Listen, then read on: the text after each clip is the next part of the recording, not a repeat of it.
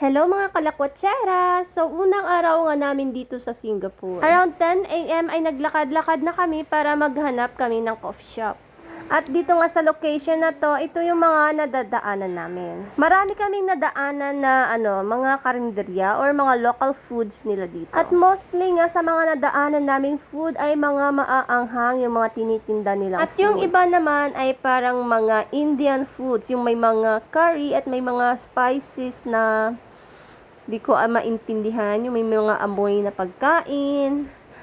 At dito, parang wala kami nakitang magandang cafe. So, naglakad pa kami around Geylang Street.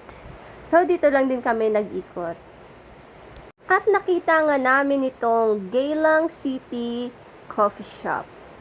Iilang customer nga lang ang nadatnan namin dito at puro sila mga foreigner. Siguro nga dahil ito ay suggested sa pag nag-search kayo ng coffee shop.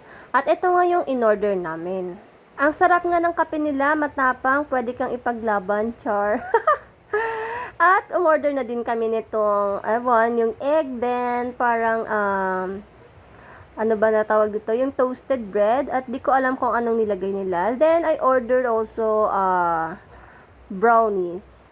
At kakaiba yung brownies nila kasi parang may salt siyang halo. So, kakaiba siya, kaya siguro pinupuntahan din sila ng mga foreign dito. Pagkatapos nga ay naglakad ulit kami para hanapin ang MRT station. At malapit nga lang ito from our hotel kung saan kami nag-stay. Siguro less than 10 minutes walk lang siya. Na-enjoy ko yung lakad namin ngayon kasi hindi siya mainit. At andito na nga kami sa MRT station. At nag-search nga kami kung ano ang pwede namin gamitin pambayad dito sa MRT. At pwede nga daw gamitin ang ATM card dito, kaya itatry namin. At ayun nga, nakapasok naman kami gamit itong ATM card. So, itong ATM card na gamit namin is Mastercard Visa po siya. At grabe, nagulat nga ako sa charge. Hulaan nyo nga kung magkano. Ang pupuntahan nga namin ay Bayfront. At ang nabawas lang sa card ay 0.07 euro.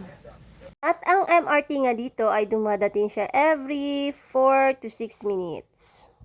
Kaya mas maganda pag nag-MRT kayo dito kasi makakamura na kayo at mabilis pa ang biyahe. At nakadalawang sakay nga kami bago kami nakarating doon. Kailangan namin lumipat kasi sa kabilang route kami pupunta. At isang bayad lang pala yun.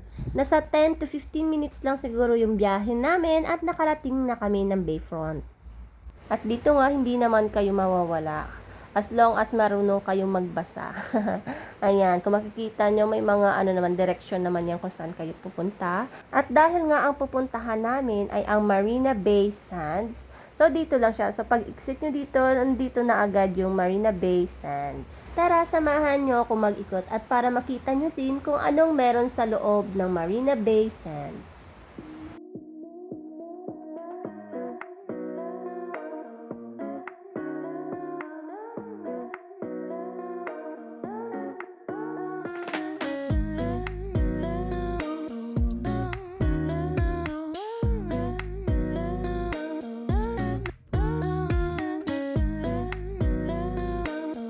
At kung nakikita nyo yung tubig na yan, ay galing po yan sa ulan.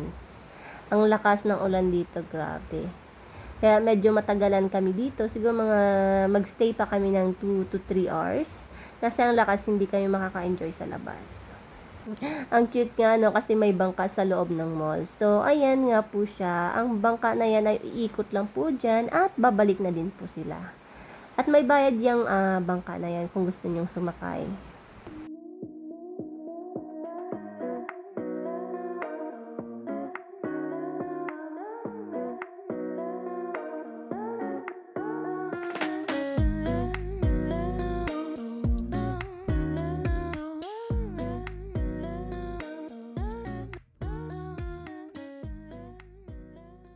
At dahil nga maulan, ito lang po yung ganap namin for today. Thank you po sa panonood. Bye-bye!